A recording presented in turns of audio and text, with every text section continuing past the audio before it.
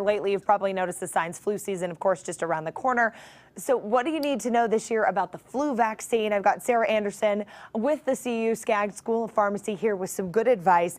First and foremost, we see the signs out there saying it's time to get your flu shot. What is the peak flu season? Is it about time for folks to start really honing in on that? Yeah, so peak flu season can really be any time from October through about April. Okay. And since we don't know when it's going to hit, best case scenario is to get ready for October. Okay, so you've got a couple different ways that you can get vaccinated. Of course, there's the flu shot, there's the nasal mist, and then there's something new this year, a jet, what is it called? Yep, there's a jet injector. And so Okay. for folks who are not fans of needles, it still goes into your muscle in your upper arm, but it's a strong pulse of liquid rather than a needle. So instead of getting the needle in your arm, it's a forced sort of shot of liquid into your arm. Okay, so 3 different options for people, you know, especially if you're a little bit afraid of those needles. Let's talk about the big issue. You know, last year it came out that the flu shot wasn't going to be as effective because there was a new strain that kind of surprised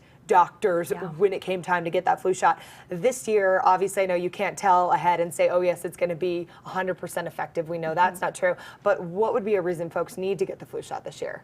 So I think the great news is what they have seen so far, what they've seen over the summer in other countries, is that the strains they have for the flu shot this year are matching very well with what's going around. So that's positive.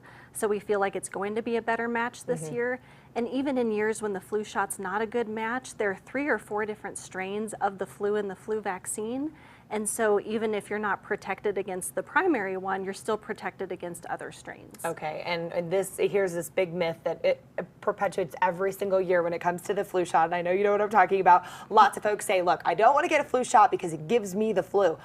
True or false? Can you get the flu from the flu shot? False. False, okay. False. And I think what happens is, you know, like we talked about, sometimes the vaccine doesn't match, so people could get vaccinated and then end up getting a different strain of the flu. That can happen. Right. But probably what I see most commonly is people wait and wait and wait to get the flu shot. Everyone around them starts to get sick, and then they decide, oh, I need to get the flu shot, and by then it might be too late, because it takes a couple weeks for your body to make the antibodies to the virus. So it's almost too late if you wait until everyone starts to get sick. And you, with the flu shot, can you get a little lethargic, a little tired, sore arm, anything like that afterward that somebody might mistake for flu-like symptoms? Sure, so you can get, they call it an injection site reaction, and so it can be painful, a little bit tender, you know, you might feel a little bit run down, but it's definitely going to be different symptoms than the full-born flu. Okay, and who should get the flu shot? Who is the most important person out there?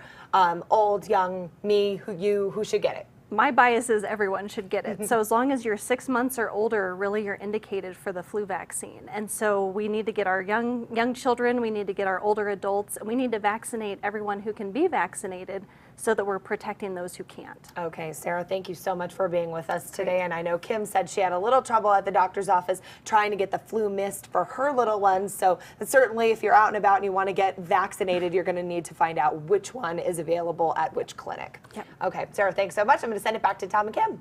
Coming up, another presidential